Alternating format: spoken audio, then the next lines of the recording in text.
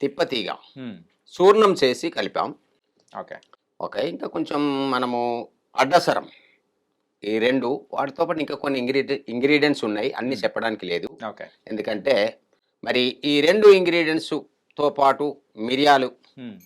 మనం కలిపి మిరియాల చూర్ణం కలిపి మనం కషాయం చేసుకొని తాగినట్లయితే హ్మ్. మన శరీరంలో కరోనా వైరస్ ఎక్కడ ఉన్నా మరి దాని బారి నుంచి మనం కాపాడబడతాం. ఓకే. ఇది మనము ఆయుష్ నుండి పరిశోధన చేయించి హ్మ్. సర్టిఫైడ్ చేయబడినటువంటి మెడిసిన్ అండి ఇది. మరి కరోనా గురించి మనం భయపడాల్సిన పని లేదు. ఓకే.